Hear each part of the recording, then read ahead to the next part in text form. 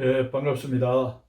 오늘은 다시 보는 한시와 고사성어로 읽는 역사와 철학 10월 강의를 시작하도록 하겠습니다.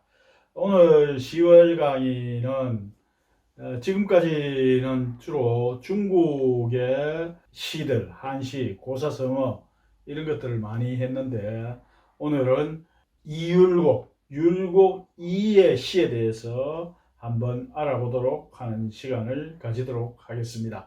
특히 그 중에서 율곡이 금강산 마하연에서 석담이라고 하는 그런 법명을 가지고 한 1년 남짓 승려 생활을 한 적이 있습니다.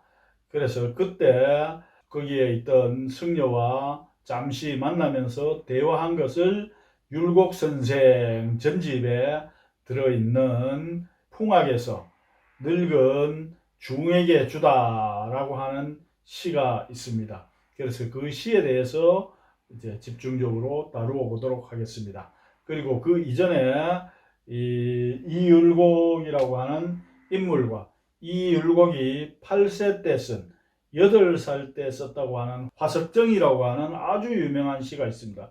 그리고 이제 산에서 자기 어머니인 신사임당이 15살 때, 자신이 15살 때 죽었습니다. 그래서 3년 동안 심요살이를 하다가, 그리고 난 다음에 이제 인생의 무상함을 느껴서 금강산 마하연에 가서 한 1년 남짓 이제 스님 생활을, 머리를 깎고 스님 생활을 하다가 막 이제 20살 정도에 나오면서 자기 친구였던 심장원이라고 하는 친구에게 써준 그 시를 함께 알아보도록 하겠습니다. 그리고 마지막으로 아까 얘기했던 풍악증 소암노승 병시라고 하는 그 시에 대해서 알아보도록, 크게 세 종류의 시에 대해서 알아보도록 하겠습니다.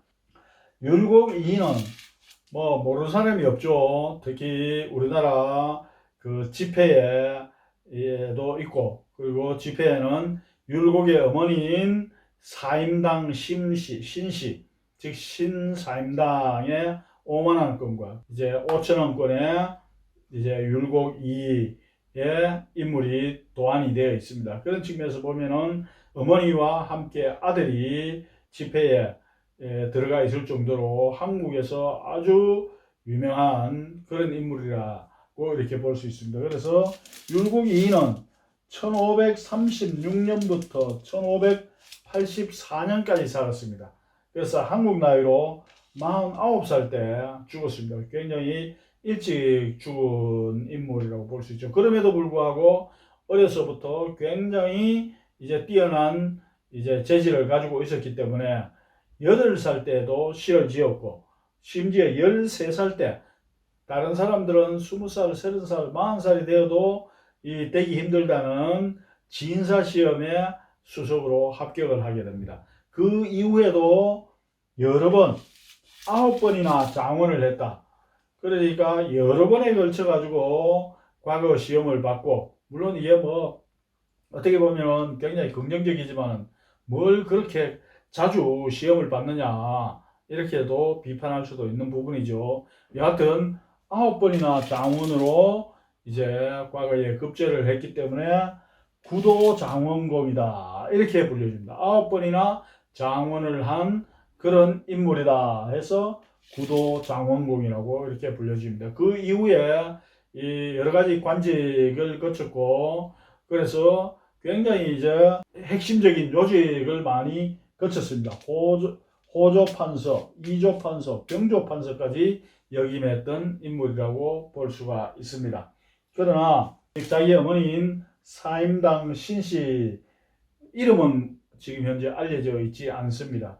옛날에 이름이 여성들에게는 지나고 나면 이름을 많이 기록을 안 해두다 보니까 알려져 있지 않은데, 그러나 허균이라고 하는 인물의 이 누나인 허난설원이라고 하는 그는 허초이라고 알려져 있습니다. 자, 어쨌든 사임당 신씨가 15살에 죽었습니다. 그리고 3년 동안 묘에서 시묘살이를 하고 난 이후에 이 금강산에 1554년이니까 이제 36년생이니까 18살, 만으로 18살이니까 19살 정도의 금강산으로 들어가서 마하연이라고 하는 곳에서 석담이라고 하는 이제 법명을 쓰면서 불교에 기일을 했습니다. 그리고 난 이후에 한 1년 남짓 있다가 불교의 교리가 결국에는 현실 생활과 좀 맞지 않는다 라고 하는 이유를 들어서 이제 다시 환속을 하게 됩니다.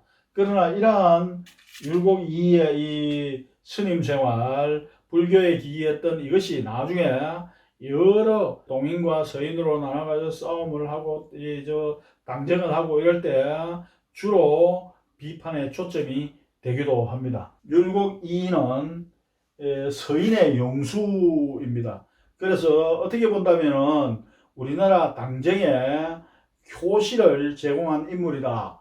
이렇게도 볼 수가 있습니다. 그런 측면에서 이 서인으로부터 시작해서 나중에 노론으로 거쳐가지고 이렇게 조선 전체를 흐르고 있는 핵심적인 당파의 영수, 최초의 영수 자리를 누렸던 그런 인물로 비판의 대상이 되기도 합니다. 자, 이 율곡이라고 하는 이 호는 바로 자신의 집이 파주, 지금 현재 파주에, 그때는 파평이라고도 부르고 이렇게 했는데, 파평, 파주, 여기에 이제 율곡이라고 하는 이제 그 골이 있습니다. 거기에서 상당히 오랫동안 이제 뭐 몸이 안 좋거나 또는 정계에서 잠시 물러나 있거나 이럴 때는 늘 거기 와서 생활을 했기 때문에 그 골짜기 이름, 즉 밤골이죠. 밤골의 이름을 따서 율곡이라고 하는 호를 지었습니다. 조선시대 호를 짓는 여러 가지 방식이 있는데 그 방식 중에 하나가 자기가 좋아하고 살던 그곳의 이름을 따서 호로 삼는 경우가 굉장히 많습니다. 율곡이도 자기가 살았던 동네 골짜기의 이름을 땄죠.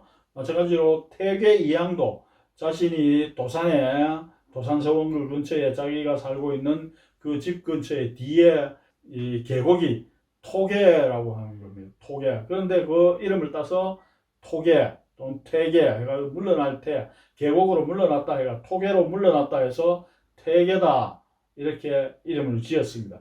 그 외에도 여러 군데 삼봉 정도전 같은 경우에도 삼봉이라는 호가 뭐 물론 이제 여러 가지 설이 있습니다만은 충북 단양에 거기에 삼봉이 있죠. 충주에 거기를 좋아했고 영주 봉화 정씨이고 그래서 영주에서 봉화에서 생활하다가 영주로 옮겨가지고 영주에서 상당히 오래 생활했고 그래서 영주 중령을 넘으면 바로 단양 충주호가 나옵니다. 그래서 그쪽에서도 많이 놀면서 했기 때문에 삼봉이다. 또는 북한산 밑에서 오랫동안 또 있었는데 북한산의 세 개의 봉우리 국망봉, 그 다음에 백운봉, 그 다음에 마지막으로 인수봉 해서 그 세 개의 봉우리를 이제 삼봉이라 한다 해가지고 삼봉이다 이런 호를 지었다. 뭐 여러 가지 있습니다. 또는 뭐 봉화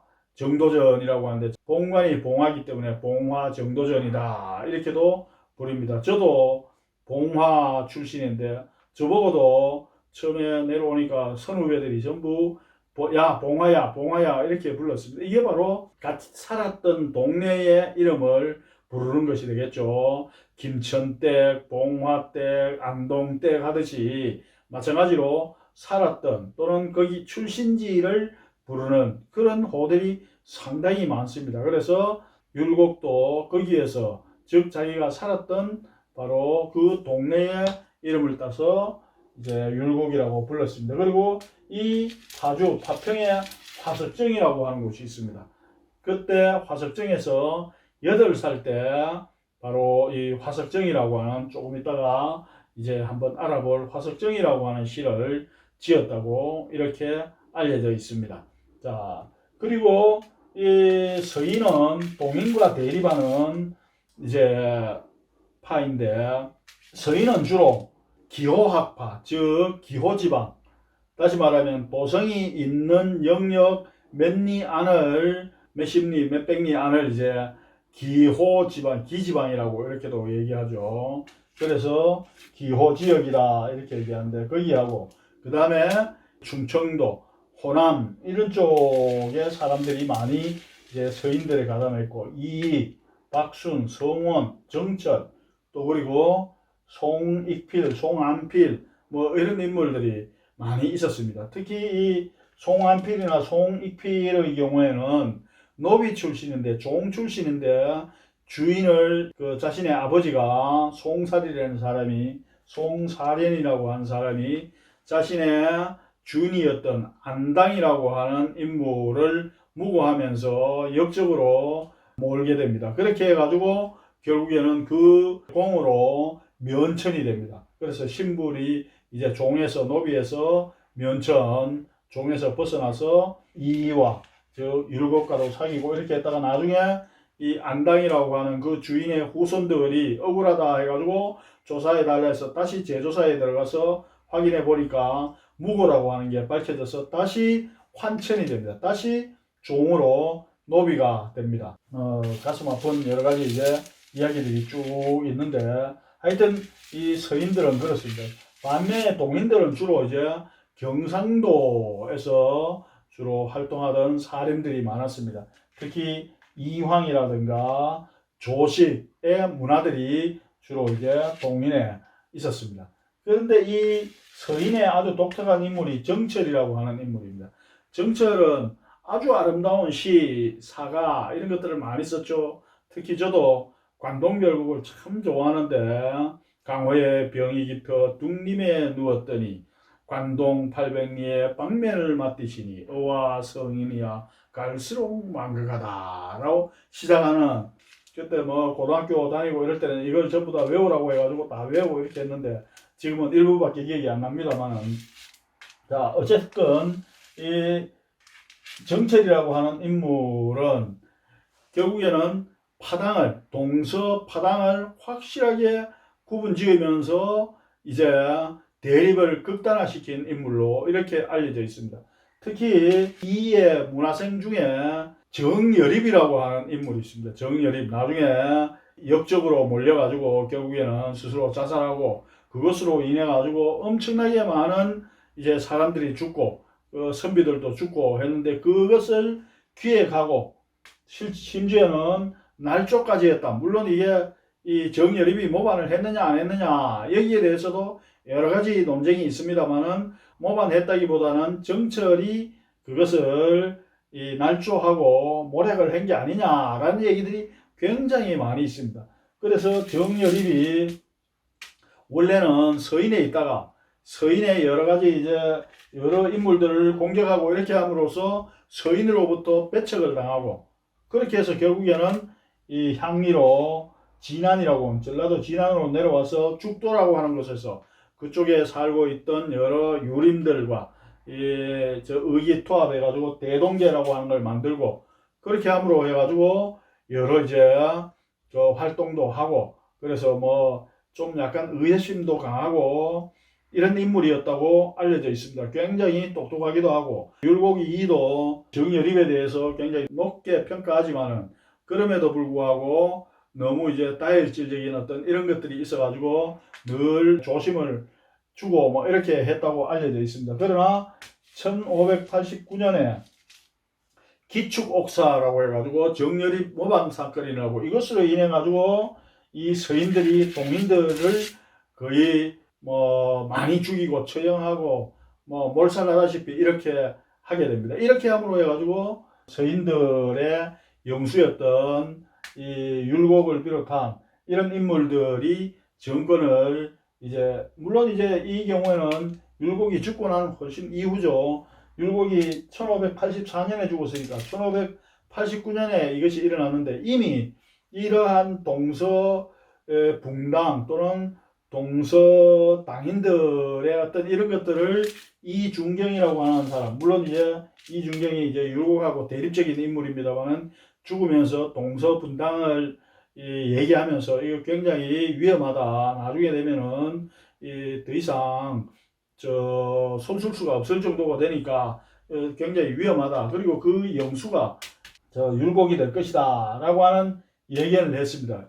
그럼에도 불구하고 율곡은 이제 그 부분에 대해서 굉장히 이준경을 이제 비판을 하면서 말도 안 되는 소리다 라고 했는데 1572년에 이준경이 죽으면서 그렇게 얘기했는데 결국 1575년에 동서분당이 이제 확실하게 이제 나누어지게 됩니다. 그 이후에 이인은 자기 스스로의 잘못을 인정하고 동서분당을 화해시키려고 노력했습니다만은 결국에는 화해를 못 시키고 죽고, 그리고 난 이후에 죽은 지 한 5년 이후에 정철이 결국에는 기축옥사라고 하는 이 사건과 관련해 가지고 아주 중요한 역할을 하고, 그러면서 동인들을 굉장히 많이 이제 몰아내고 결국에는 서인이 정권을 잡는 이런 시대가 되었습니다. 그러다가 2년 후에 정철이 건저 문제를 제기를 합니다. 건저 문제라고 하는 것은 바로 저군, 다시 말하면 세자를 세우는 것이요.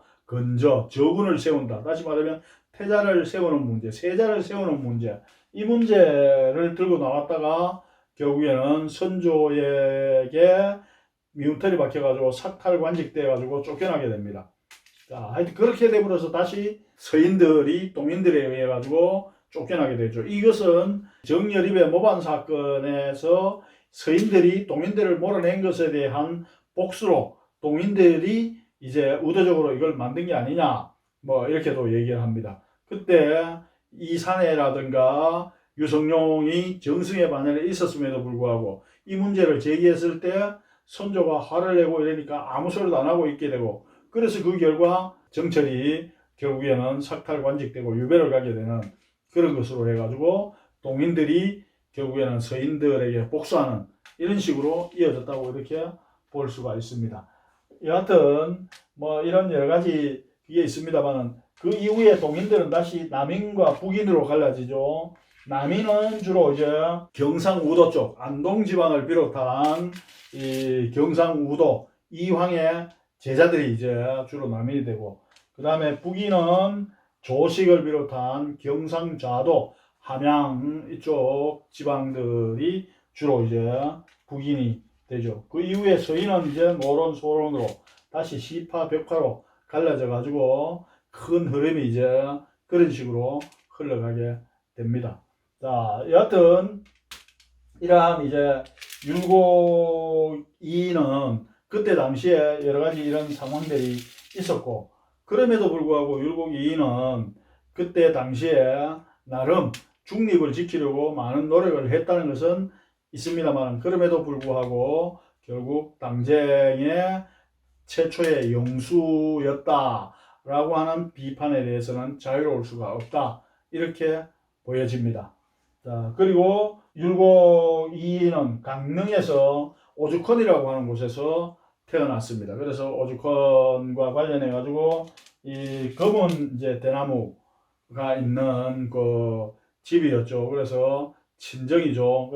신사임당의 그 친정집이 바로 이 강릉이었습니다. 이와 관련해 가지고 뭐 강원도의 대화라고 하는 그쪽에 가면은 뭐 이런 전설들이 있다고 합니다. 자기 아버지가 이원수인데 이원수가 경기도에서 저 강릉으로 가면서 진부, 대화 이쪽을 지나가다가 주막에 들렀는데 그 주막에 주모가 보니까 굉장히 뜻이 크고, 그리고 그날 보이는 이 상 자체가 굉장히 큰 인물을 이제 잉태하게 할 수 있는 것 같은 그런 분위기를 감지하고 묵고 있는 방으로 들어와 가지고 오늘 하룻밤만 같이 지내자 이렇게 했다고 합니다. 그런데 이 원수가 나는 그렇게 할 사람이 아니다 하고 물리쳤는데 주모가 계속해서 요구를 했음에도 불구하고 물리치고 집으로 돌아가 가지고 그날 밤에 신사임당과 그렇게 해가지고 애를 낳은 것이 바로 이율곡이다, 뭐 이런 얘기가 있습니다. 물론 이제 그때 신사임당은 흥룡이 바다에서 올라오는 꿈을 꿨다. 그래서 그날 이제 합방을 한, 그리고 이율곡이 태어난 방, 그 방을 몽룡실이다. 즉 꿈에 용을 봤다. 이렇게 해가지고 이제 몽룡실이라고 하는 이름을 붙였다고 이렇게 얘기합니다. 그래서 이 아이를 잉태하고 난 다음에 며칠 지나고 난 다음에 다시 서울로 이 원수가 올라가는데 다시 그 주막에 들렀는데 이제 주모를 보니까 미안한 생각도 나고 해가지고 주모에게 내가 그때 너무 지나쳤다. 오늘 같이 잠자자 이러니까 이미 끝났습니다. 무슨 말이냐 하니까 그때 당신에게서 보이는 그 모습을 보고 그때 그 상스러운 그 기운을 보고 그때 같이 합방을 했으면은 위대한 인물이 태어난다는 걸 제가 알고 있었기 때문에 그렇게 하자 했던 거고 지금은 이미 그때 그게 지나갔기 때문에 아무런 의미가 없다 이렇게 합니다. 그리고 그 말을 듣고 긴가민가 했는데 정말 이제 얼마 후에 저 신사임당이 잉태를 했다는 걸 얘기를 듣고 그 주모가 보통 주모가 아니다 이런 것을 알았다 이렇게 얘기를 했다고 합니다. 그리고 난 다음에 그 주모가 한 얘기가 아마 5살쯤 되면은 애가 호식해 간다. 즉 호랑이에게 잡아먹힐 건데 그걸 이제 막기 위해서는 이 덕을 쌓아야 된다. 어떻게 덕을 쌓아야 되느냐? 밤나무를 청구를 심어라. 그렇게 하면 그 덕으로 나중에 그 아이가 호식해 가는 거, 호랑이에 잡아먹히는 걸 이제 막을 수 있다. 뭐 이런 얘기가 있었다고 합니다. 그래서 실제로 이 원수는 자기가 살고 있는 집 근처에 가서 밤나무를 청구를 심었는데 애가 5살 정도 됐을 때 어떤 중이 와가지고 저 아이가 중이 되어야 된다. 안 그러면은 위험하다. 이렇게 해서 무슨 소리냐. 나는 덕을 쌓았기 때문에 그 아이를 절에 못 데려간다 하니까 그 무슨 덕을 쌓았느냐. 그렇게 물어서 밤나무 청구를 심었다. 정말이냐 한번 세보자. 그래가지고 딱 세보니까 999 그루의 밤나무는 있어도 한 그루가 부족하다. 한 그루가 부족한데 이렇게 해가지고 이 원수가 이 긴장을 해가지고 이게 어떻게 된 건가 당황스러워 하는데 저 뒤에 있던 밤나무가 소리쳤다고 합니다. 조그마한 밤나무가 나도 밤나무다. 그렇게 해서 그 말을 듣자 이 중이 갑자기 호랑이로 변해가지고 도망을 쳤다. 뭐 하는 이런 뭐 이야기가 전해지고 있다 합니다. 그러니까 이것은 뭐 이율곡이라고 하는 인물이 그만큼 유명했기 때문에 그와 같은 이야기들이 만들어진 게 아닌가 그런 생각이 듭니다. 그렇게 해서 이제 그 밤나무를 많이 심게 되고 그래서 거기가 밤골이다. 즉 율곡이다 라고 하는 이름이 붙여졌다고 얘기합니다. 그래서 나중에 이 율곡이 이가 자신의 호를 율곡으로 이렇게 삼은 것도 바로 그 밤나무골, 밤골, 아버지가 심어놓은 밤골에서 이제 유래가 되었다 이런 얘기가 있습니다. 이제 지금 할 것은 화석정이라고 하는 시입니다. 화석정. 아까 얘기했듯이 파주군 파평면, 지금 파평면이라고 있는데 파평면에 이제 화석정. 물론 이제 그 임진왜란 때에도 불이 탔고 임진왜란 때 이 뭐 이런 얘기도 있습니다.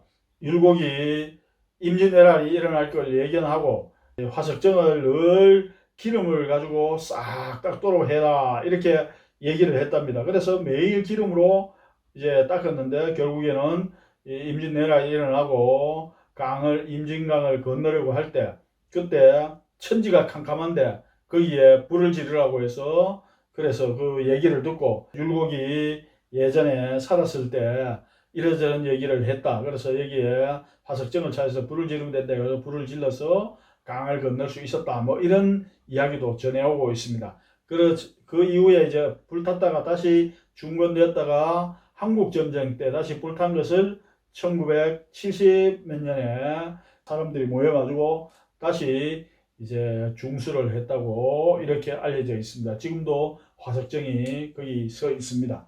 자, 이 화석정 율곡이 8세 때 지은 작품이라고 이렇게 알려져 있습니다. 그 내용을 보면은 내용도 내용이고 그리고 그 대꾸도 너무나도 자연스럽게 잘 이어져 있습니다. 그래서 이 과연 8살 때 지은 것이 맞나 싶을 정도로 아주 뛰어난 내용이기도 하고 이것으로 볼 때 이율곡의 이 시대가 대단하다 이런 걸 알 수가 있습니다.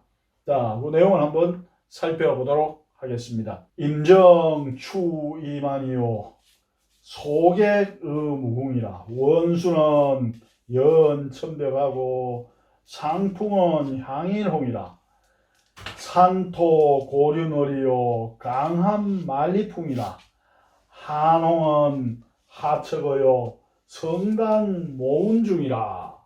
자, 임정 숲 근처에 서 있는 이 정자 화석정은 추위만이라 가을이 이미 늦었다. 즉 늦가을의 어떤 모습들을 보이고 있다.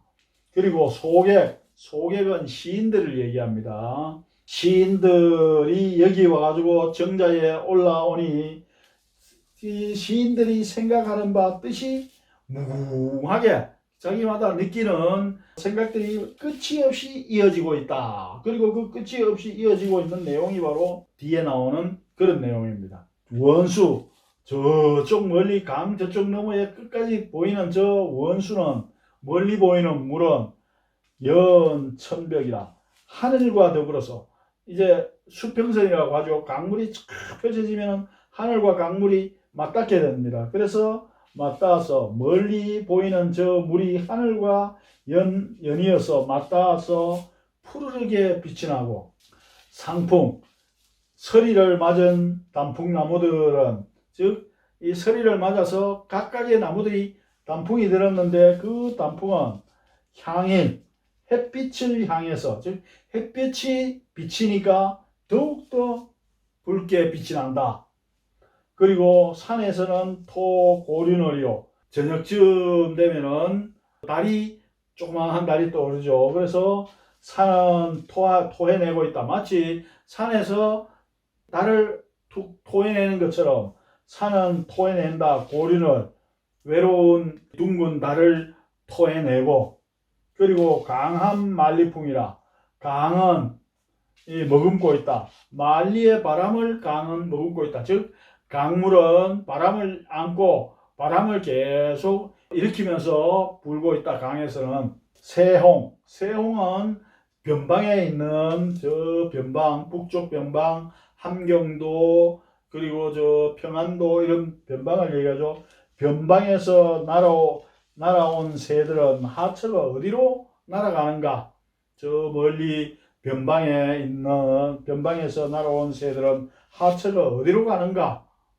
그리고 성당 끼룩끼룩 하면서 우는 이 저 기러기 소리는 모운중이라 저무는 구름이 저물 때에 불그스름하게 하늘 근처에 구름이 꽉 껴있는데 그 가운데서 이 끼룩끼룩 소리가 사라져 가는구나 하는 이런 내용으로 되어 있습니다.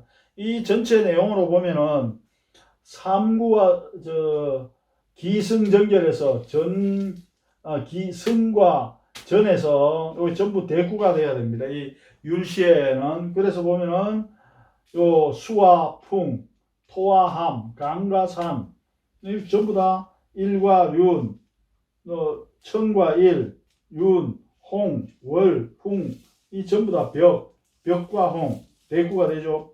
푸르다, 불다, 달과 바람, 천과 하늘 천자와 나릴자, 윤리, 그다음 수, 풍, 그다음에 산, 강 이런 것들이 아주 잘 이루어진 그런 시라고 일단 볼 수가 있습니다. 그래서 이 시를 지으니까 8살에 지었다는 것을 이야기를 듣고 천재 중에 천재다 라고 하는 얘기를 했습니다. 아니나 다를까 13살에 진사에 합격하고 대부분 20세 넘어야 진사에 합격하고 이렇게 하는데 이미 13살에 앵간한 공부는 다 뗐다고 이렇게 볼 수 있는 거죠. 그리고 그 이후에도 29살까지 13살에서 29살까지 9번에 걸쳐서 장원급제를 할 정도의 그럴 정도로 뛰어난 인물이었다고 이렇게 볼 수가 있습니다. 그리고 특히 선조의 총애를 받아서 선조와 굉장히 이제 얘기를 많이 하고 선조가 무슨 문제가 생기면은 율곡에게 와서 그 의견을 듣고 이렇게 했다고 합니다. 다른 당인들이 봤을 때는 동인이라든가 뭐 이런 다른 당인들이 봤을 때는 임금에 의지해서 권력을 부린다라고 하는 비판도 충분히 받을 수 있는 그런 상황이라고 일단 보여집니다. 이 책은 허균이 지은, 허균도 광해라고 하는 영화에서도 잘 나오듯이 대단한 인물입니다. 허균이 지은 국조시산이라고 하는 겁니다.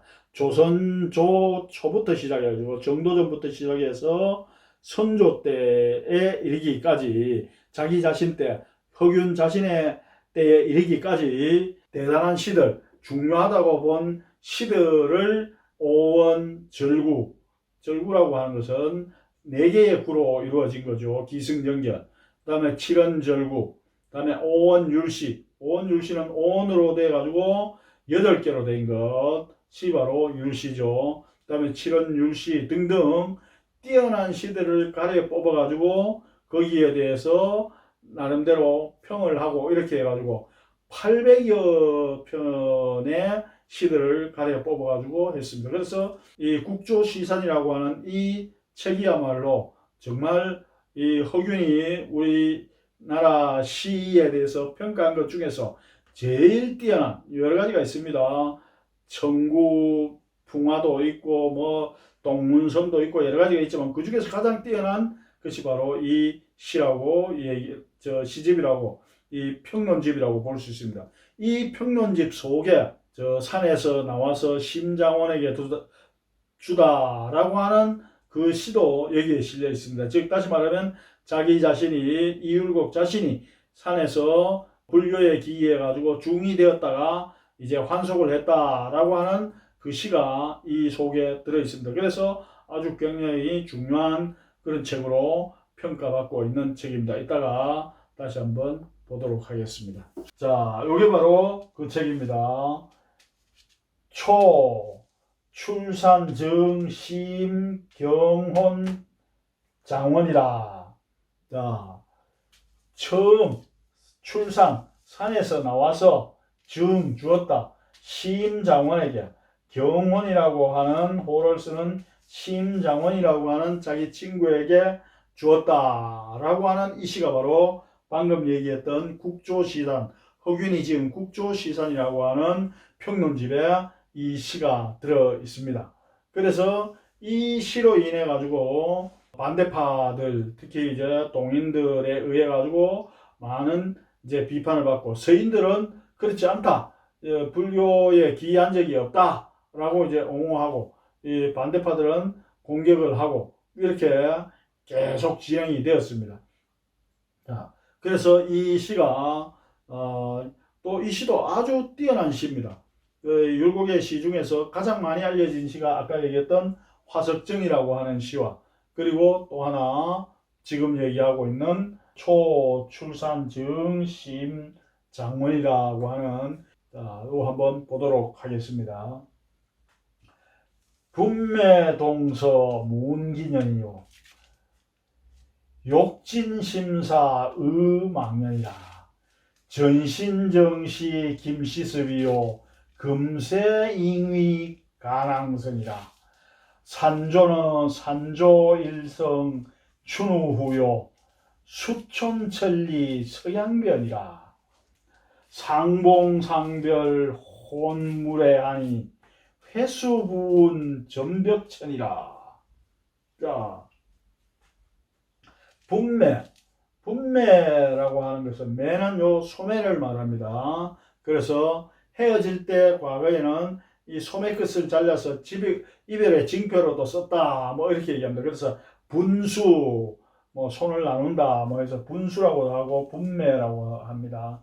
분매, 서로 헤어져서 동서로 갈라져가지고 서로 헤어진 지가 문기년 몇 년이나 되었는고 하고 묻는다. 도대체 우리가 헤어진 지 도대체 몇 년이나 되었나 하고 묻는다.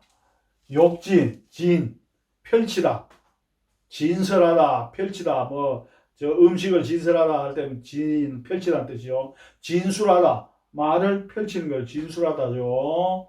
그래서 욕진, 말하고자, 펼치고자 해도 심사, 마음속의 일, 지금까지 느꼈던 그 마음속의 일, 겪었던 일, 이런 것들을 쫙 펼치고자, 마음속의 일들을 펼치고자 하나 망년, 생각이, 뜻이 너무나도 막연하다. 도대체 어디에서부터 이야기를 시작해야 될지 막막하다. 그래서 그만큼 이 헤어져서 겪은 일이 많아서 어디에서 시작해야 될지 모를 정도로 막막하고 막연하다. 전신은, 전생에는 정시 분명히 나는 김시습일 것이다. 전생에는 분명 김시습이었고 이렇게 되죠. 여기에서 바로 불가에 기이해가지고 중이 되었다라고 하는 이 얘기가 사실이라고 하는 게 드러난 겁니다. 전생에는 확실히 분명히 김시습이었고 금세, 지금 현세, 지금 이 세상에는 이승에 있어서는 전생에서는 김시습이었고, 김시습은 생육신의 한 사람이죠. 단종이 수양대군에 의해 가지고 죽임을 당하고 이렇게 했을 때 살아서 거기에 저항한 6명의 이제 신하들이 이쪽 박팽년, 성삼문, 이계, 하위지, 뭐 유흥부 이런 등등의 6명이 있고, 그 이후에 살아서 이 벼슬을 버리고 방랑 생활을 하거나 아니면 은거를 한 이런 6명의 사람들을 생육신이라고 합니다. 그 생육신의 대표적인 인물이 바로 김시습입니다. 김시습도 머리를 깎고 중이 되었다 이렇게 나와 있죠. 김시습이다. 그리고 금세잉위, 그리고 금세는 또 위 되었다. 가낭선, 가낭선이 되었다. 가낭선이라고 하는 건 가도입니다. 당나라 시대 때 아주 유명한 시인 중에 가도라고 하는 시인이 있습니다. 자를 낭선이라고 합니다. 낭선, 방랑하는 물결처럼 이리저리 흘러다니는 신선이다 라고 하는 이름으로 불렸던 가낭선이다. 이게 바로 가도입니다. 이 가도는 이거 보면은 가도는 779년에서 843년까지 살았습니다. 그러니까 200과 이 두보가 200은 601년에서 662년까지 살았죠. 반면에 두보는 612년에서 669년까지인가 이렇게 살았습니다. 그래서 저 가도는 200과 두보가 죽고 난 지 한 10여 년 후에 태어난 그런 인물입니다. 중기, 만당이라고도 볼 수도 있겠죠. 만당 때 시인이다 이렇게 볼 수 있는데, 이 가도가 유명하게 된 것은 바로 태고라고 하는 그 고사성어와 관련되어 있습니다. 태고라고 하는 것은 뭐냐? 우리가 이제 태고한다라고 하는 것은 글을 원고라든가 글을 써놓고 다시 한번 읽어보면서 가다듬는 걸 태고라고 합니다. 그래서 밀태자, 그 다음에 두드릴 고자, 그래서 태고, 밀고 두드리는 거하고 글을 이렇게 손보고 수정하는 거하고 뭔 상관이냐? 바로 이 가낭선이, 가도가 자가 낭선입니다. 낭선인데 태고로 유명하다고 했죠. 이 태고로 유명하게 된 것은 바로 이 가도가, 가도도 중이었습니다. 그래서 중생활을 하다가 장안으로 이제 과가를 보러 오면서 당나귀를 타고 지나가다가 장안에 들어와가지고 갑자기 시크가 떠올라가지고 시를 떠올려가지고 이제 이 시를 어떻게 할 것인가 고민을 하다가 막 나귀를 타고 가다가 그때 당시에 경조윤이라고 하면은 바로 이 장안시장을 얘기합니다. 장안시장, 그러니까 서울시장이죠. 장안이 당나라의 서울이었기 때문에 서울시장, 장안시장을 하고 있던 한유라고 하는 인물이 있습니다. 아주 유명한 시인이자 정치인이죠. 한유의 행렬과 부딪혀가지고 한유의 행렬 속으로 이제 끼어들게 됩니다. 그러니까 한유의 행렬을 이끌고 가던 이 사람들이 잡아가지고 이 도대체 넌 누구냐 해가지고 붙잡아가지고 이제 한유에게로 데려왔습니다. 이 좀 이상한 인물이 들어왔다 이래가지고 이런 인물이 왔습니다 하니까 그래 자네는 뭐 때문에 이렇게 나무 행렬에 끼들었느냐 하니까 아 그게 아니고 시를 생각하다가 나도 모르게 그렇게 됐다. 그래서 이 시를 생각하면서 밀어볼까 또는 뭐 두드릴까라고 하는 그래서 무슨 얘기냐 똑바로 해봐라 하니까 이제 요 시를 얘기를 합니다. 제했다. 이응 육어. 이응이라고 하는 자기 친구, 가도의 친구가 있는데 역시 은자로서 은퇴해가지고 살고 있는 그곳에 갔다가 거기에서 들렀던 기억이 떠올라가지고 거기에 있었던 이제 그와 관련된 이응의 육어, 저 은거하고 있는 그 은거지에서 관련된 은거지와 관련된 시를 이제 적었는데 그것이 바로 이렇습니다. 항고 소린 병이요. 한가하게 거처하다 보니까 주변에 함께 하는 이웃들이 거의 없고 초경잎 황원 풀이 너무나 많이 우거져서 풀이 우거진 오솔길은 잎 황원 자신이 살고 있는 뜰로 향하는데 뜰을 손질을 안 해가지고 아주 황폐화되었다. 그래서 풀로 우거진 오솔길이 자기의 황폐해진 뜰로 이어지고 그리고 조숙 지변수요.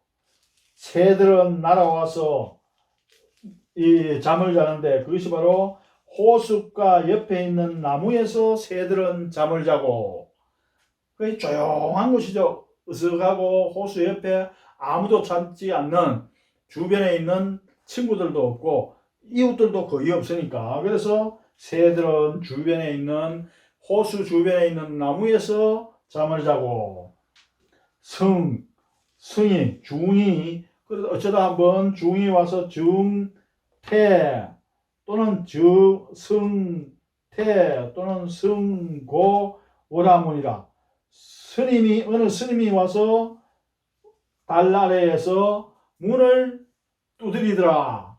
문을 열면서 있습니까? 계세요? 하고 문을 열든지 계십니까? 하고 두드리더라. 라고 하는 요 부분에 와가지고 승이 태 민다고 해야 될 것인지 문을 쓱 열면서 이제 주인장 계시오 아니 문을 두드리면서 주인장 계시오 어느 쪽으로 해야 될까? 달나라에서 스님이 문을 두드린다 문을 연다 어느 쪽으로 해야 될지 모르겠다 이거 고민하다가 연다가 좋나 두드린다가 좋나 막 이렇게 생각에 잠겨가지고 이렇게 되었습니다 하니까 야 참 대단한 그 시를 내가 보니까 아무래도 한참을 고민하다 양구 오랫동안 이제 묵묵하게 생각을 하다가 한우가 내가 볼 때는 고자가 맞다. 왜냐 나무 집인데 이 조용하게 살고 있는 사람의 집에 와가지고 문을 드르륵 여는 그것은 어울리지 않는 것 같아. 문을 두드리면서 주인장 계시오 이렇게 하는 게 맞지 않겠는가 라고 고자를 추천해 줬다고 합니다. 그래서 태자를 쓸까 고자를 쓸까 이거는 밀추도 되고 밀태도 됩니다. 그래서 태고 오늘날에는 추고라고 안 하고 태고라고 하죠. 민다. 그래서 태자를 쓸까 고자를 쓸까 고민을 했는데 한유는 이제 고자를 추천해 줬다고 합니다. 그렇게 해가지고 이제 한유와 아무것도 벼슬에 없는 이 가도가 같이 이제 말머리를 같이 해가지고 나란히 겨루면서 이제 시에 대해서 얘기하고 그리고 난 이후에 그 한유하고 자주 만남을 가지면서 가도를 보고 중생을 그만하고 내려와가지고 그게 어떠냐 벼슬을 한번 해보는 게 어떠냐라고 그걸 하고 그래서 여러 번 이제 과거 시험을 봤지만 떨어졌다고 합니다. 그래서 낮은 자리에 벼슬을 하다가 이제 결국에는 이제 죽은 그런 인물입니다. 그러나 시는 굉장히 한 구절 한 단어 한 글자를 굉장히 중시하면서 그 여러 가지 이미지라든가 이런 것들을 했기 때문에 시가 이백처럼 분방하고 천해무봉한 이런 뜻, 이런 것이 못 된다. 그래서 너무 조탁이 심하다. 이런 이제 비판을 또한 받기도 하는 그런 인물입니다. 자, 예. 그래서 좀 전에 얘기했듯이 태고라고 하는 이 글로 유명한 것이 바로 이 간항선이다. 즉 금세는 잉의 간항선이다. 지금은 역시 또다시 되었네. 또다시 또 되었네. 간항선이 즉 또 중이 되었네. 간항선이 됐다. 중생활을 오래 했다 했죠. 이 가도가. 그래서 또다시 간항선이 되었네. 그런데 다시 환속을 했으니까 자기도 마찬가지로 과거에는 김세수처럼 머리를 깎고 완전한 중이 됐지만 금세에는 가도처럼 이제 중이었다가 이제는 환속을 한 그러한 간항선이 되었네. 이것이 이제 이 구절이 바로 이 다른 동서 분당에 있어서 분당들에서 동인들이 또는 남인들이 북인들이 공격의 대상이 되었던 것이 바로 이 문제 때문이다. 이렇게 물론 그때 당시는 남인 북인으로 갈라지기 전이니까 동인들이 주로 이제 비판을 했던 점이 바로 이 유학자가 중이 된다는 게 말이 되느냐라고 하는 비판이었다고 보면 됩니다. 자, 산조는 산조일성, 산새들은 한 목소리로 울어 제킨다. 추노후, 봄비가 내린 후에, 봄비가 내릴 때는 조용하게 깃털을 접고 뭡니까 자신의 둥지에서 있다가 비가 그치고 난 다음에 펄펄 날면서 이리저리 운다는 거죠. 그래서 산새들은 봄비가 내린 후에 이리저리 울고 수촌천리 석양변이라 이 바닷가에 물가 호숫가에 있는 이 촌락들은 석양변으로 볼 때 저 끝에까지 마을이 여기도 있고 또 저쪽 끝에도 마을이 있고 해가지고 천리나 섬마을들 물가 마을들은 천리나 이어져서 석양변에서 쭉 이어져 가지고 붉게 빛이 난다. 자, 상봉상별 서로 만났다가 서로 헤어져서 이런 것들이 무슨 무례배 하면 어디 믿을 수 없는 인물들이기도 하고 일정한 거처 없이 돌아다니는 걸 무례배들 또 믿음이 없는 인간들, 신용이 없는 인간들 이런 것처럼 상봉상별은 더 이상 우리가 원한다고 되는 것도 아니고 이유 없이 계속해서 혼란스럽게 그냥 저절로 이렇게 일어나고 그러니까 고개를 돌려가지고 보니까 뜬구름이 점벽천이라 푸른 하늘에 해저문은 푸른 하늘에 벽천이죠. 푸른 하늘에 점점이 뜬구름이 꽉 차 있구나. 그러니까 그 구름처럼 또 언제 나도 저렇게 저리로 흘러가고 이리로 흘러가고 할지 모른다. 구름에 많이 나그네들을 구름에 비유하죠. 그래서 뜬구름이 저렇게 꽉 있는 거 보니까 언제 또 구름처럼 정처 없이 이렇게 흘러갈지 모르겠네. 라고 하는 이제 시가 바로 초출산증 심경혼 장원 심장원에게 준다라고 하는 그런 시입니다. 그리고 여기에 나왔던 간항선이라고 하는 인물은 여러분들께서도 잘 아는 시,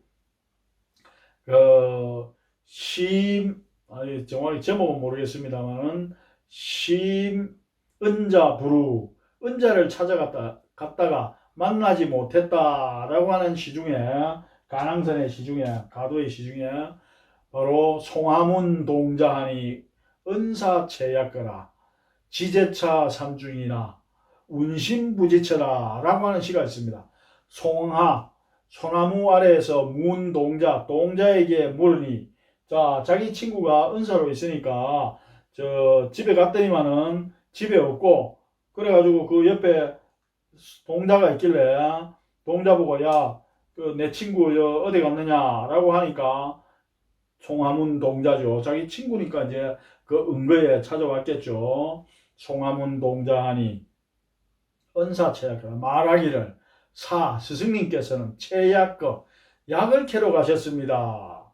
그러면서 한마디 붙이기를 지제차 산중이나 단지 제차 이 산중 속에 있기는 한데 지제차 산중에 이 산 속에 있기는 한데 운신부지쳐 구름이 깊어서 부지쳐 어디 계신지를 모르겠습니다. 라고 하는 시가 바로 이 간항선 가도가 지은 시다.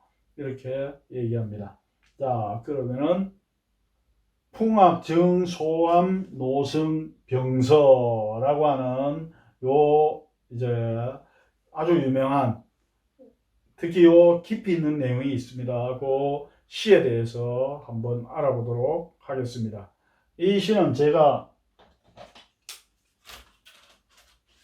이렇게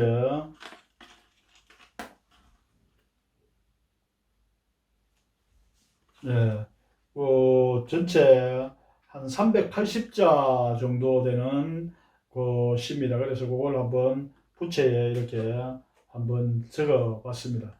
여기 보면은 병서라고 되어 있는데 병서라고 하는 것은 제일 마지막에 시가 있습니다. 그래서 시를 이제 쓰고 그 시를 쓰게 된 경위를 쭉 쓰는 것을 병서 또는 병인이라고 얘기를 합니다. 자, 그 대표적인 것이 바로 풍악, 증, 소암, 노승이고, 요거는 요것은 죽창명 병인이라고 하는 병서라고 하는 겁니다. 죽창명 병서라고 하는 것은 뭐냐? 바로 정도전이 죽창이라고 하는 호를 가지고 있는 이은창이라고 하는 사람의 부친을 찾아가 가지고 그래 어르신 호가 이 죽창이라고 하는데 어떻게 해서 죽창이 되는지 한번 물어보겠습니다. 해가지고 물어보니까 대나무를 좋아하고 뭐 이렇게 쭉 얘기를 하면서 큰 뜻은 없습니다. 뭐 이렇게 얘기를 하는 걸 보고 이 사람이 참 대단히 이 맑고 깨끗한 사람이구나 하고 끝에 시를 지었습니다. 그래서 그 시를 짓게 된 연유를 앞에 쭉 얘기합니다. 그게 바로 병서 이렇게 얘기할 수가 있습니다. 그리고 중국에서 가장 유명한 이제 병서 또는 서라고 하는 것은 등왕각서라고 하는 게 있습니다. 왕발이라고 하는 사람이 있습니다. 왕발 650년에 태어나서 676년에 26살, 27살로 죽었는데 이 양반이 등왕각은 이제 어디 있느냐 하면은 남창이라고 하는 곳에 있습니다. 남창, 즉 그 파양호 근처에 있는데 거기에 우연히 이제 지나가다가 26살에 그쪽을 지나가다가 악양루라고 하는 곳을 등왕각이라고 하는 것을 중수한다 라고 하는 얘기를 듣고 거기에서 이제 올라가 가지고 그 서를 다른 사람들 보고 뭐 재주 있는 사람 여기에 대해서 글을 한번 써달라라고 하니까 다른 사람들은 다 사양을 하는데 왜냐하면은 그렇게 초청을 한 사람의 이 주인장이 연백서라고 하는 이 주인장입니다. 그래서 그 당시에 그 홍부의 대장으로 왔는데 그래서 연회를 열고 오시장이라고 하는 자기의 그 사위에게 글을 다 준비시켜 놓고 글을 좀 부탁드립니다 하고 이제 겸사로서 즉 이제 하는 소리로 예의로서 이제 얘기를 하고 아무도 얘기 안 나서면 이제 그 자기 오지장이 쓴 그걸 쫙 보여주면서 우리 사위가 이래 대단합니다 이렇게 하려고 했는데 그때 제일 말석에 있었던 새파란 애송이였던 왕발이 나서면서 제가 한번 써보겠습니다 이렇게 하니까 산통이 깨져 가지고 화를 내면서 이 양반은 들어가 버리고 얼마나 잘 쓰나 보자 하고 사람들이 전부 벼르고 있는데 이 왕발이 시를 씁니다. 그래서 이 원래 제목이 그게 추일 등 홍부 등왕각 전별서입니다. 추일 가을날 이제 등, 홍부, 올라갔다. 홍부라고 하는 거기에 이제 등왕각에 올라가서 전별이 열리는데 축성을 하는 이 멋진 이제 연회 자리가 열리는데 거기에서 서 쓴 것이다. 이렇게 됩니다. 그러니까 서가 붙었으니까 여기도 서가 붙어 있죠. 서가 붙었으니까 그 서는 제일 나중에 이제 시가 나오게 됩니다. 그래서 마지막에 칠언율시를 붙이면서 남창은 고군이요 이렇게 시작하는, 그래서 763장가로 되어 있는 아주 긴 앞에 글이 있고 제일 마지막에 칠언율시로서 762 78이 56 56개의 이제 글자로 되어 있는 바로 그게 이어지게 됩니다. 그게 가장 유명하죠. 그것처럼 병서 또는 병인이라고 하는 것은 제일 나중에 시가 나오게 됩니다. 자, 그러면은 한번 풍악증 소암 노승 병서 이걸 한번 살펴보도록 하겠습니다. 자, 요 내용은 말 그대로 이 금강산에 이때는 아마 머리를 깎았는지 아니면 머리를 깎고 난 다음에 내려오기 직전인 것 같아요. 마하연에서 석담이라고 하는 원래 이제 호가 석담입니다. 그래서 자기가 쓴 석담일기라고 하는 것도 있습니다. 그래서 석담이라고 하는 그 본명으로 1년 남짓 이제 스님 생활을 했다고 하는데 아마 이때는 스님 생활을 청산하고 나오려고 생각했던 그때 그 시점이라고 저는 생각이 됩니다. 내용도 그렇고 한번 살펴보도록 하겠습니다. 풍악증 소암 노승 병서. 풍악은 금강산을 이루는 이름이죠. 봄에는 금강산, 여름에는 복례산, 가을에는 풍악산, 겨울에는 개골산 등등 이제 철마다 이름이 있는데 하여튼 풍악이니까 가을이겠죠. 풍악에서 정 주었다.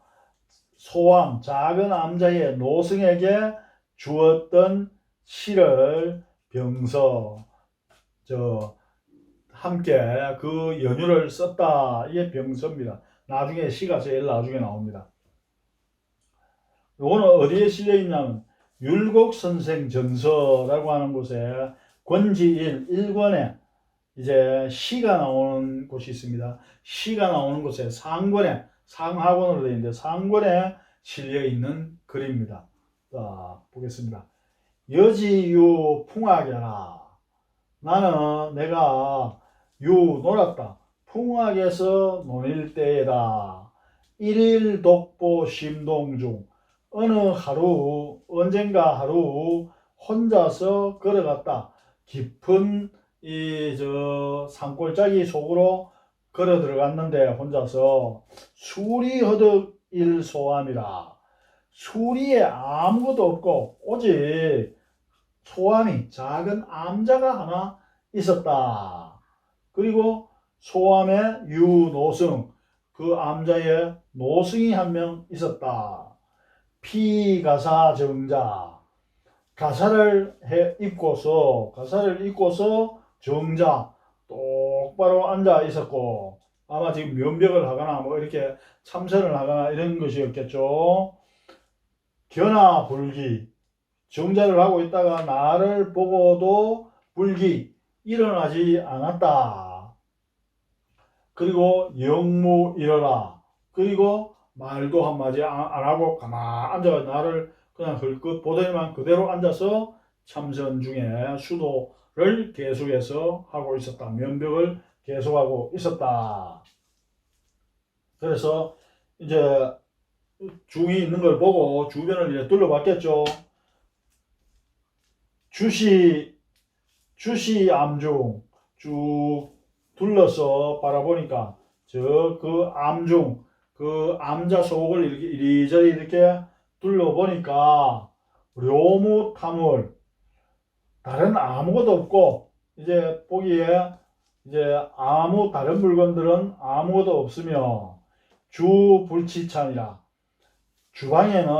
주방에도 불을 떼서 음식을 한 흔적이 없었다. 그리고 그것도 역유일의라. 며칠 동안 거기에 불 뗀 흔적이 아무것도 안 보이더라. 그렇다면은 이 중이 밥도 안 먹고 계속 뭐 하고 있었을까 하는 궁금증이 생겨나는 거죠. 그래서 여문안, 내가 이제 묻기를, 그 중을 보고 묻기를, 제차 하위요, 여기에서 무엇을 하고 있습니까? 라고 물으니까 승이 뭐라고 했냐? 소이부답. 소이부답 하면은 이태백의 그 시중에 그게 나오죠. 무녀하사 서벽산. 누군가가, 내가 이제 산속에서 이렇게 응가하고 있으니까 무녀하사 서벽산, 누군가가 나에게 묻기를 왜 이 깊은 산속에 삽니까? 이렇게 물으니까 소이부답 심자한, 그렇게 얘기하죠.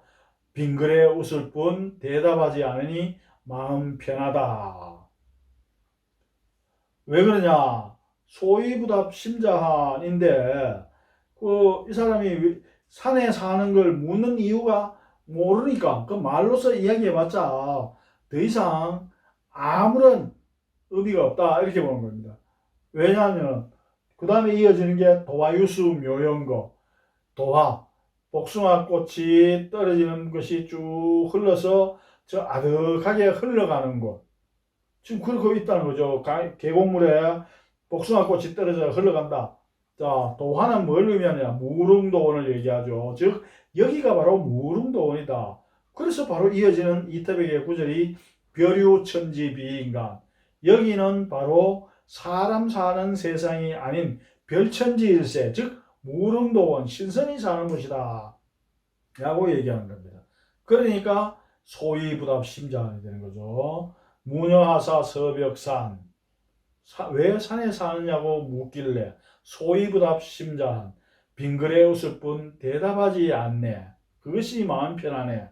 도화유수 묘연고, 복숭아꽃 떨어져서 저 아득하게 흘러가는 것, 벼류천지 비인간, 여기야말로 벼류천지 비인간 신선의 세계라네, 이런 것이죠. 그때 나오는 구절하고 똑같습니다. 그래서 승이 소이부답, 승이 빙그레 웃을 뿐 대답하지 않는다. 왜 그러겠습니까? 요 와가지고 제차 하위, 여기서 뭘 합니까? 보고도 모르나? 꼭 입으로 말을 해야 되나? 그러니까 그냥 웃고 쓸데없이 질문하는 거 대답 안 하려고 이렇게 중이 이제 그렇게 했겠죠, 노승이. 그러니까 또 물어봤습니다. 우몽, 또 묻기를, 식화물이 여기요, 어떤 것을 먹고, 화물, 어떤 물건을 먹고, 어떤 음식을 먹고 요기를 하십니까? 어떤 음식으로 요기를 하나요? 하니까 승지송활, 차아랑야라. 자, 여기서도 대답하지 않고 손가락으로 이제 얘기하는 거, 승지송활, 승이 가르치기를, 소나무를 가르치면서 말하기를, 여기서 처음 말하는 차아랑야라, 이게 나의 음식이요, 양식이요, 이렇게 얘기를 합니다.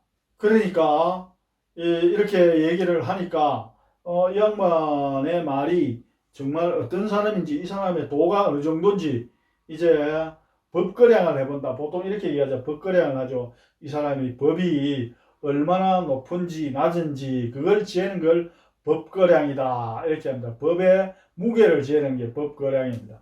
그래서 법거량을 하기 위해 가지고 여욕시 기변, 나는 욕하고 싶어 했다. 시험하고 싶었다. 그 사람의 말을 시험해보고 싶었다. 이 사람의 말이 어느 정도인지, 어느 정도 도가 높은 사람인지 한번 시험해보고 싶었다. 그래서 문활, 묻기를, 공자, 석가, 수기, 성인이요. 이제 본색을 드러내죠. 공자와 석가 중에서 누가 성인입니까? 이렇게 물었습니다. 이제 공자와 석가 중에 누가 성인이냐? 지금 여기에서 이제 이 내용을 보면은 이 이 율곡이 전체 내용으로 봤을 때 이제 이 승려 생활을 접고 이제 다시 육아로 선비 생활로 육아로 다시 되돌아오는 것을 이 전체 내용을 통해서 알 수가 있습니다. 그러니까 이미 이 불교 쪽에는 이제 한 1년 정도 생활을 해보면서 불교의 이제 도를 어느 정도 알고 난 다음에 불교가 지니고 있는 현실적인 한계 이런 것들이 있다는 걸 알았기 때문에 이제 여기에서 대화 내용도 그런 것들을 중심으로 쭉 나오게 됩니다. 공자석가 수기성인이요. 공자와 석가 중에서 누가 성인입니까? 하니까 성왈 그 노승이 말하기를 조대 망만노승이라. 조대 이거 쪼다라고도 얘기하죠. 쪼다 조대 조다에서 쪼다가 온 게 아닌가 그런 생각이 드는데 조대 하면은 속된 승비 뭐 속된 선비를 얘기합니다. 그냥 선비 별 볼 일 없는 선비 조대 선비는 망망 속일 만이죠. 기만하다 할 때 만자입니다. 망망 속이지 마라. 노승을 속이지 마라. 그 공자와 석가 누가 더 뛰어나냐라고 물을 때 이미 어떤 의도를 가지고 물으니까 조대는 망만노승이란 이 늙은 나든 승려를 놀리지 마라. 속이지 마라. 놀리지 마라. 이렇게 하니까 내 말은 좀 더 진짜로 진지하게 묻는 겁니다. 라는 뜻에서 바로 이렇게 얘기합니다. 여왈 부도시 이적지교요 불가시어 중국이라. 부도는 붓다를 얘기합니다. 붓다. 그래서 부도하면 승려가 죽고 난 다음에 다비를 하죠. 죽은 시체를 이제 불에 넣고 태우게 되면 그 사리가 나옵니다. 사리를 수습해 가지고 모아놓은 탑이 부도탑입니다. 그래서 부도는 그런 탑도 얘기하고 또 부다, 부처 자체를 얘기하기도 합니다. 그러니까 여기서 부도라고 하는 것은 불교를 얘기합니다. 불교는 붓다는 이적지교다.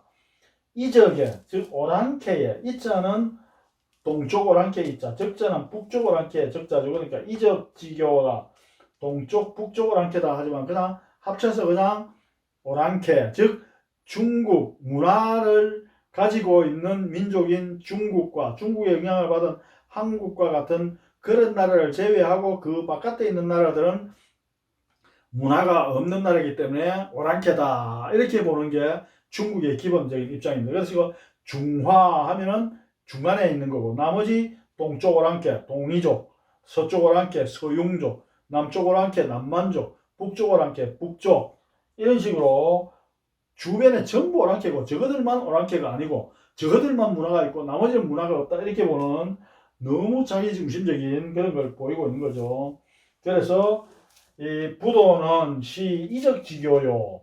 이적의 오랑캐의 가르침이다. 불가시어 중국이라.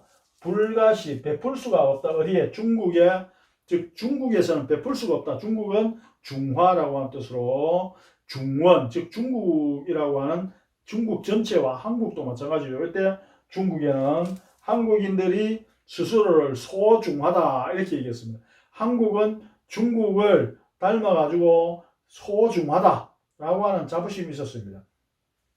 중국이라고 하는 말이 이 훈민정음에 중국이라고 하는 말이 나오는데 나라말삼이 중국의 나라 문자어로 서로 삼았디 아니할세 어린 백성이 뭐 어쩌고 저쩌고 하는 내용이 나오죠. 중국이라고 하는 말은 나라 이름이 아니다 뭐 이렇게 하는데 중원 지역을 중국이라고 많이 표현합니다. 중원 지역을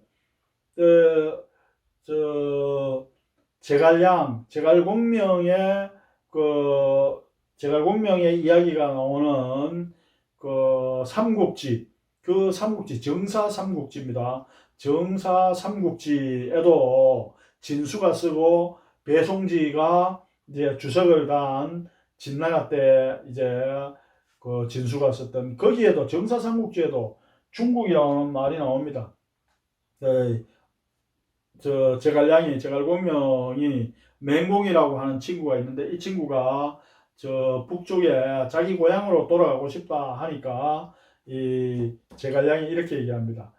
중국에는 사대부가, 중국요 사대부, 중국에는 사대부가 풍요롭게 많다. 너무나 많은데 하필 오유어 고향이요, 하필 고향에 가서 놀아야 되겠는가?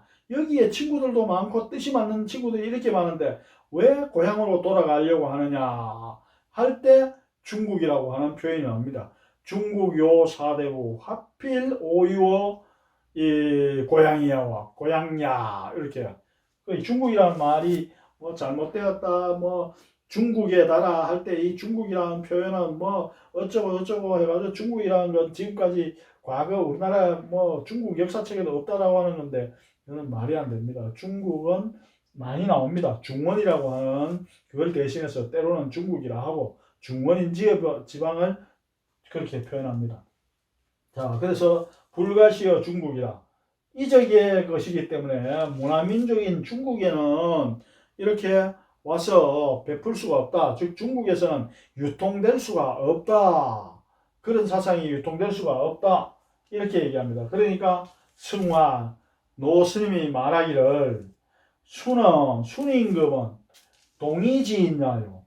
순임금, 요순임금 해가지고 요임금, 순임금, 이 중국에서 고대의 성천자로 알려져 있는 요임금과 순임금, 우임금, 이 사람 중에서 순임금은 동이지인나라, 동쪽으로 함께 사람이다. 뭐 동이 사람이다 이렇게 얘기합니다. 동이. 이때 동이는 우리가 동이족이라고 하는데 우리 족속을 얘기하는 건 아니고 동쪽에 있는 산동반도 쪽에 있는 이쪽 사람들을 동이라고 이렇게 얘기했습니다. 예전에는. 그래서 동이지인나요? 문왕은 서이지인나라. 문왕은 서쪽 오랑캐 사람이다. 문왕은 주나라를 세운 임금이죠. 문왕이 어느 날 이제 위숫가에 갔다가 낚시하고 있는 강태공을 만납니다. 여상, 강여상이죠. 성이 강씨입니다. 만나가지고 이야기를 해보니까 굉장히 뛰어난 인물이다.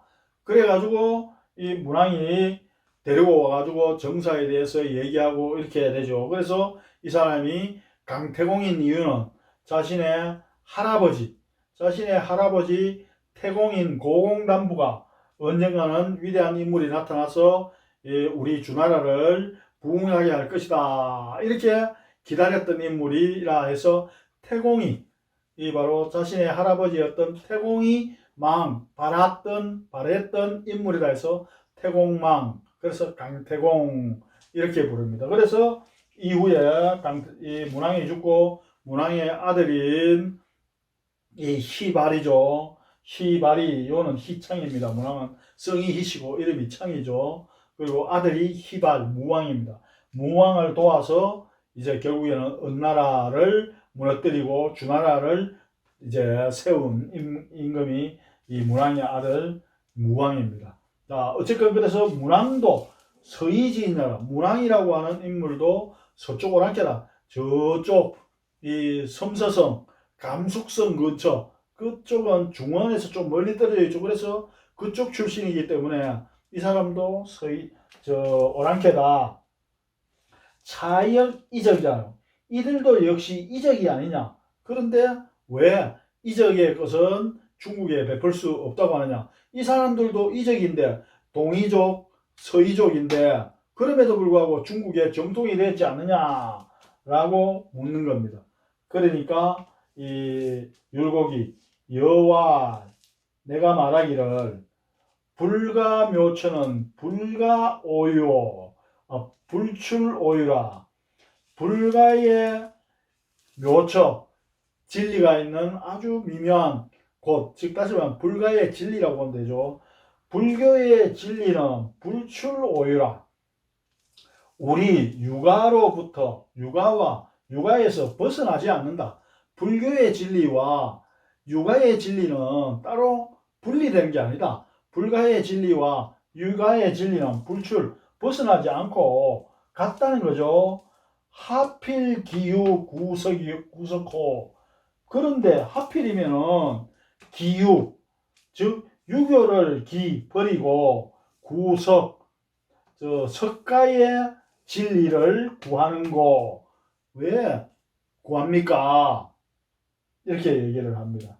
그러니까 성화, 그 노승이 말하기를 육아역 즉심즉불지어호아, 육아에도 또한 있느냐? 즉심즉불이라고 하는 말이 있습니까? 라고 하면서 즉심즉불, 내 마음이 곧 부처다 라고 하는 거죠. 내 마음이 곧 부처다 라고 하는 얘기는 결국 모든 사람이 인계유 불성이다 이렇게 얘기를 합니다.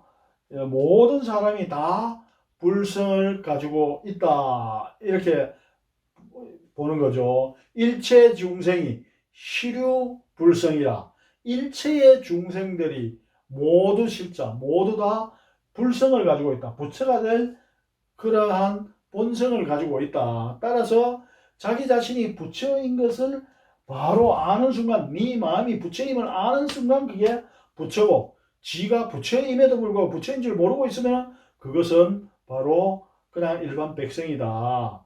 이렇게 보면 깨달으면 부처요.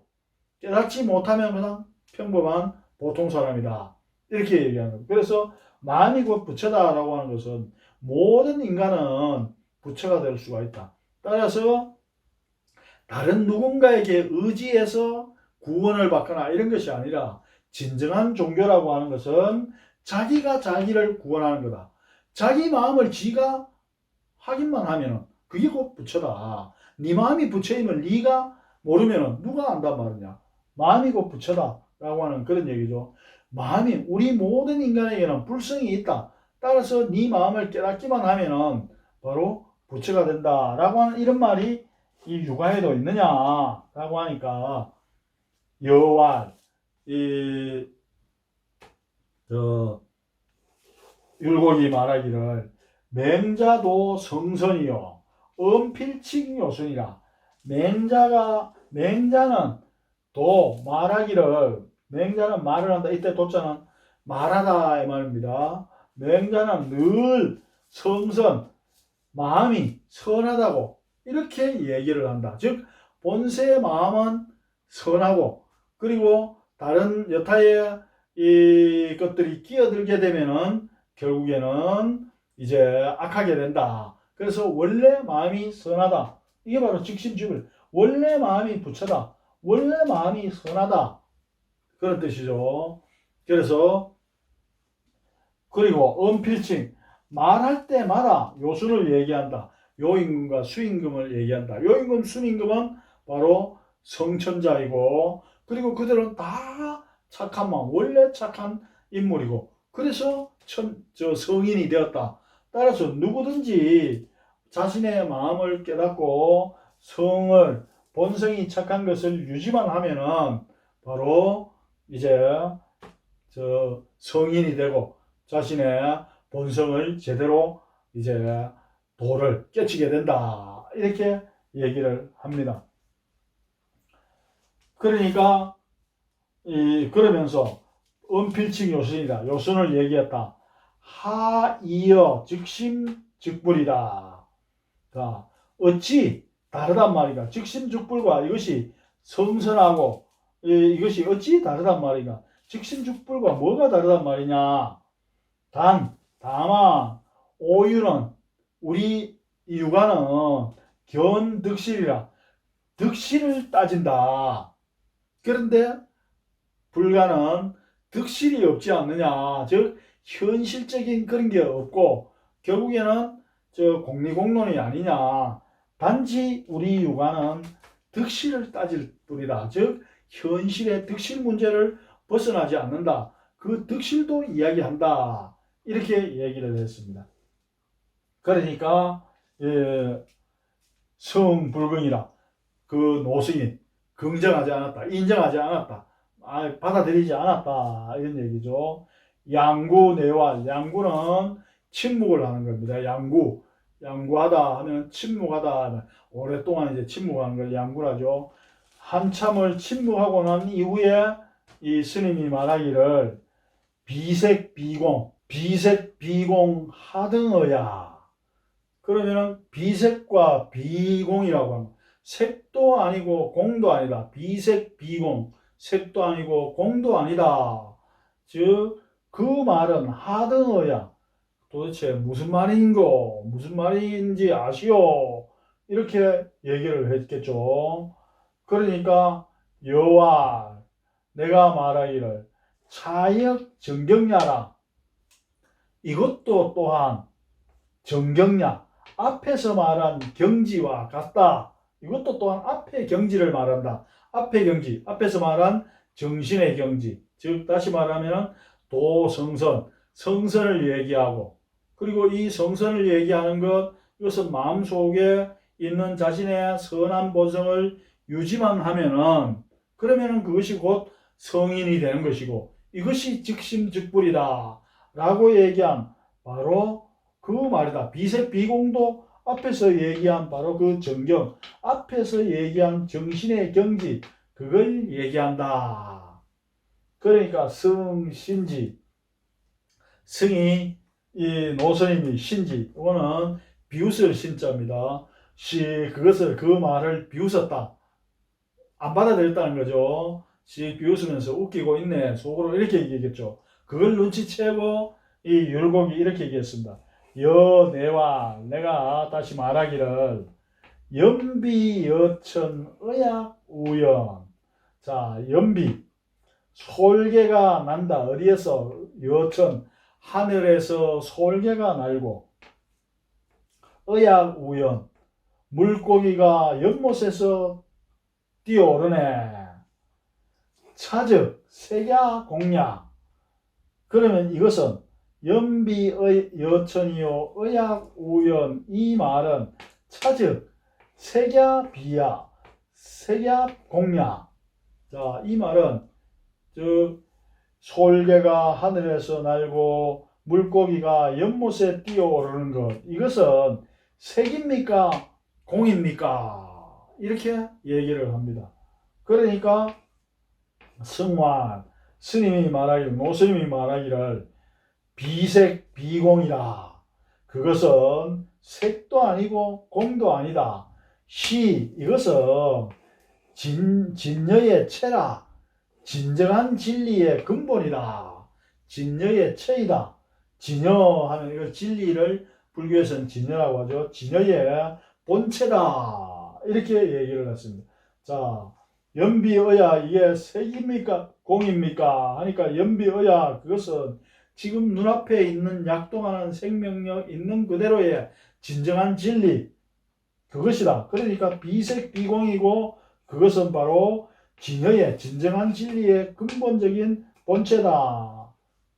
이렇게 하면서 기 어찌 차시지 족비리요. 어찌 그것을 차시, 이 시에 좋기 비교할 수가 있겠는가? 이 시에 비교할 수가 있겠는가? 이렇게 얘기를 합니다. 그러니까 여소와 내가 웃으면서 말하기를 기유원설 편시경계라 하위체야요. 자, 진여의 체다 이렇게 얘기했거든요. 연비의약, 연비여천, 의약, 우연, 이것은 색이냐 공이냐. 스님이 말하기를 공도 색도 아니고 색도 공도 아니고 진여의 체니까 이 시가 좋기 비교, 어찌 이 시에 비교할 수 있겠느냐 이렇게 얘기했다. 이건 그러니까 내가 웃으면서 말하기를 이미 말로서 이야기를 했기 때문에 이것은 이미 경계가 생긴 거다.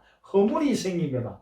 즉 진정한 진리가 아닌 것하고 이미 뭔가를 구분하고 분별하기 시작한, 이미 여기에서 오류가 생긴 거다. 모든 것은 진여라고 하면은 그냥 있는 것이고 색도 공도 없고 여여하게 있는 바 그대로의 것이 바로 연비 여천이요 의약 우연인데, 그것은 진리의 체다라고 하는 순간 진리 아닌 것과 진리인 것을 구분하는 이런 언설이 생기게 되고, 이게 바로 말로서 말을 하면은 이거는 말에 어긋난다 이렇게 얘기하죠. 말은 진리를 표현할 수가 없다. 따라서 말을 표현하면 안 된다. 이렇게 얘기하는 게 불교죠. 염화시중이라고 하는 말이 있습니다. 염화시중, 염, 이 점자인데 잡을 점자죠. 화, 꽃화, 염화, 시중, 꽃을 들고 이 중생들에게 보여줬다. 자, 이게 이제 석가가 부처가 붙다가 불교의 진리를 얘기하다가 한참 얘기하다가 갑자기 연꽃을 탁 들면서 사람에게 보여줬다. 그러니까 그 많이 모인 수만의 군중들이 그걸 보고 뭔 소리야 하고 이렇게 웃었다. 뭐 깜짝 놀라가지고 시컨 뭐 불교 진리 얘기하다가 왜 저러는 거야 이래 있는데 오직 한 사람 가섭 존자만이 그걸 보고 빙그레 웃었다 이렇게 얘기하죠. 그래서 염화시중의 미소 이렇게 합니다.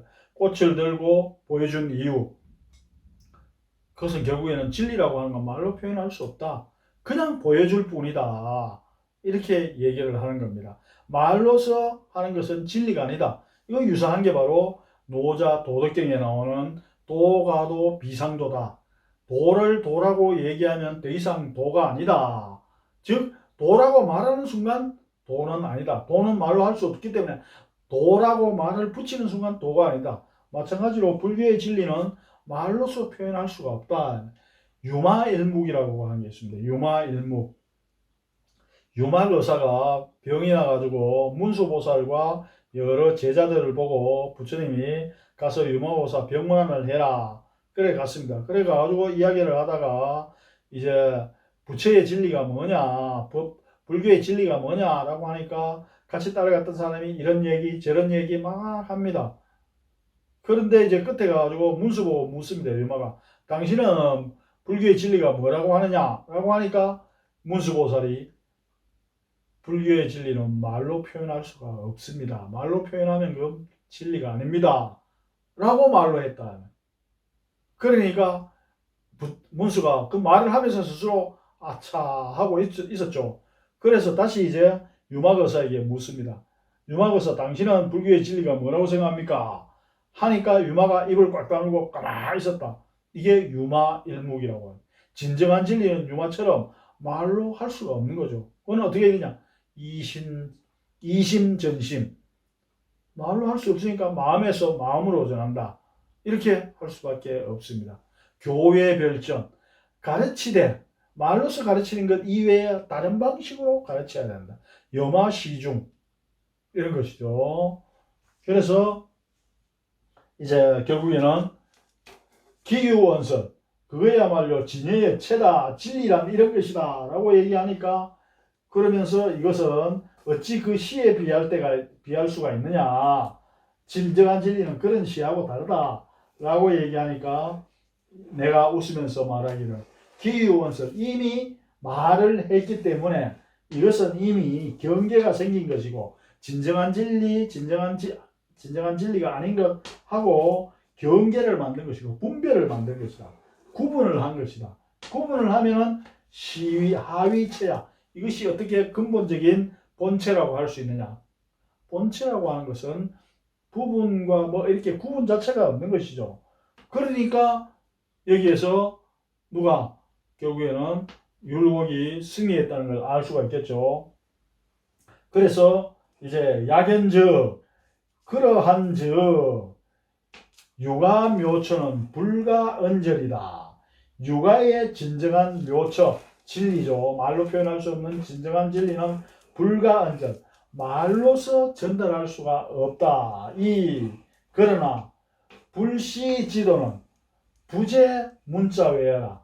그런데 지금 들어보니까 불교의 진리는 부재 문자 외라. 문자 바깥에 있지 않다.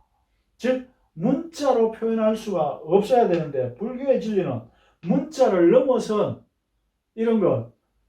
문자는 문자 바깥의 진리가 돼야 되는데 문자 밖에 문자를 넘어선 진리에 있지 않구나. 즉 불교의 진리는 당신 말을 따르면 노승의 말을 따르면 문자 속에 문자로 말할 수 있지 않느냐 이렇게 얘기를 하는 거죠.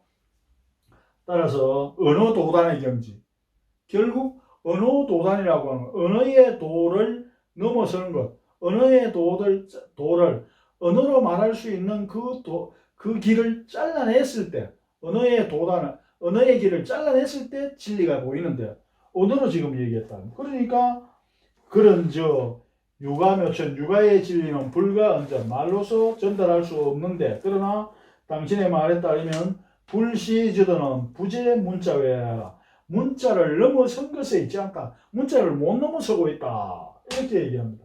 그러니까 승이 놀래가 승 악연 집수 자 갑자기 승이 악연 갑자기 승은 갑자기 악연이 갑자기 집아수 나의 손을 잡고 와 말하기를 갑자기 내 손을 탁 잡고 말하기를 자비 소규야라 그대는 평범한 그런 소규가 아니다.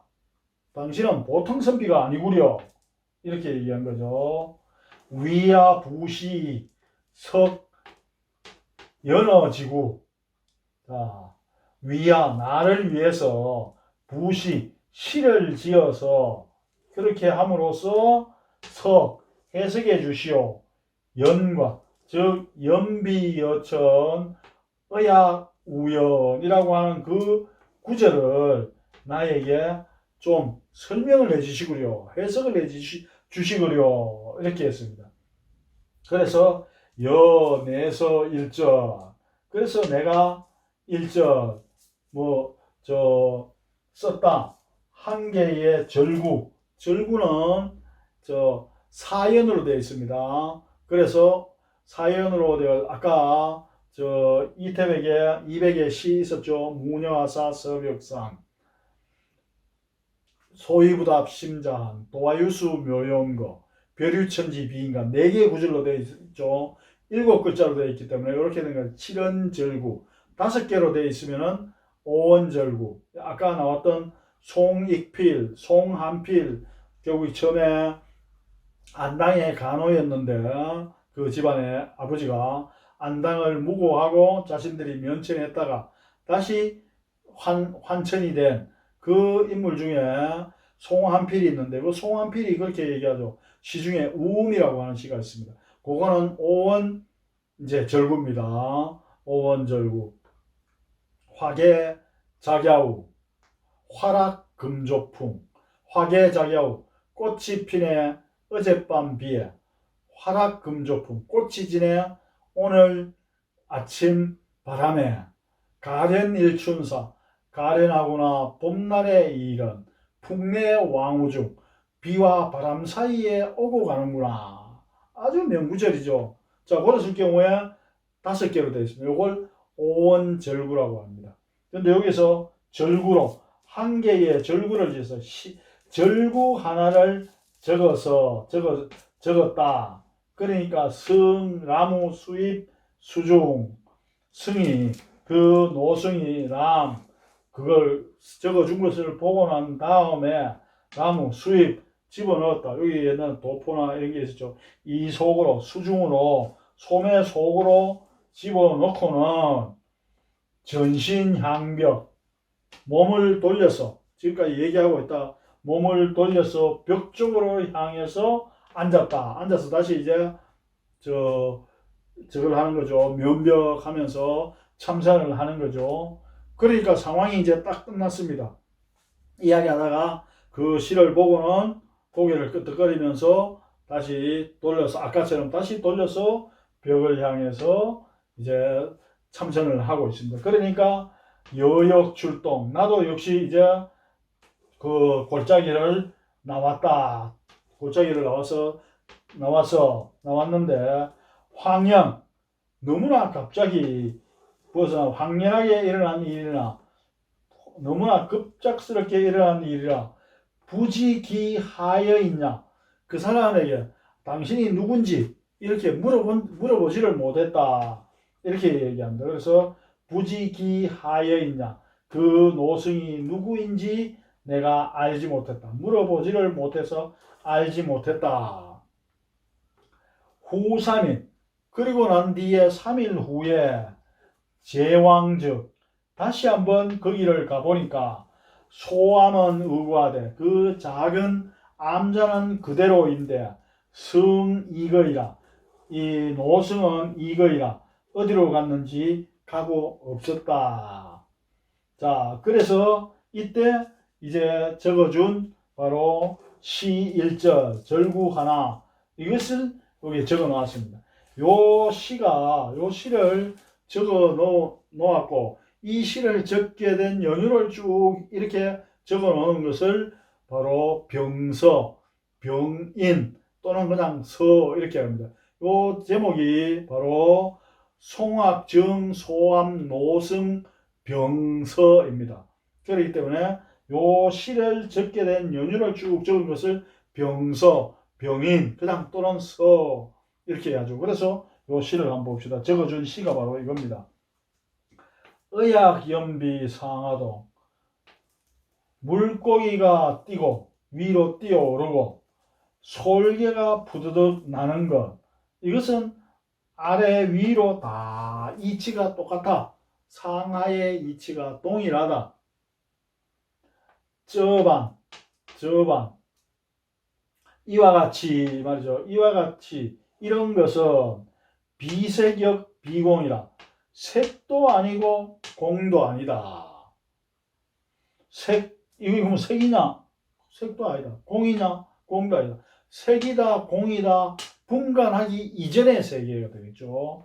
그러니까 이런 것은 그냥 있는 그대로지. 여기에 저것은 뭐고 이렇게 분간, 구별이 들어가기 이전의 상태죠. 그래서 저반 비색역 비공 이것은 색도 아니고 공도 아니다. 등한일소 간신세 무엇을 등한히 한다 무시한다 이런 뜻이지만 여기서는 마음 편히 마음에 꺼리낌 없이 한번 웃으면서 내 모습을 보니 말이죠. 껄껄껄 마음에 거리낌 없이 한번 웃으면서 지금 내 모습을 보니 독립사양 만목중 홀로 서 있다. 사양 해지는 저녁에 해지는 저녁 햇살에 만목중 온갖 나무가 꽉 차 있는 깊은 산속에서 나 홀로 서 있구나. 경지가 보통 경지가 아니라는 걸 알 수가 있죠. 독립사양 만목중 이렇게 해가지고 요 시를 적어주고 나왔다 이렇게 이야기를 하고 있습니다. 이런 것으로 볼 때에 이 율곡 2의 경지가 요때 경지가 20살 21살 때입니다.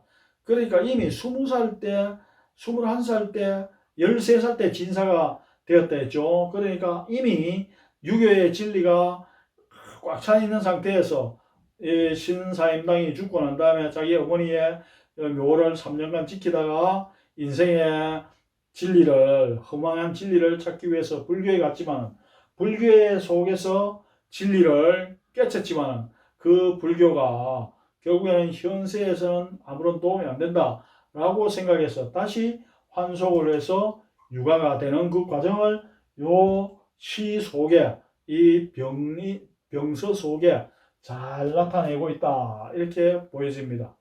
자 이렇게 해서 오늘은 율곡 2의 풍악, 증, 소암, 노승, 병서라고 하는 것과 또 하나 이 하석정이라고 하는 시를 했고 또 하나는 이 초, 출산, 증, 심, 양원이라고 하는 그 시 세 가지를 했는데 이 시를 통해서 우리가 이 율곡 2의 육아와 불가에 관련된 사상, 그 다음에 육아를 근본적으로 더 높이 치고 불가는 현세에서 어느 정도 도움이 되기가 어렵다라고 하는 것을 깨닫고 환속을 하는 그 과정을 잘 보여주고 있다.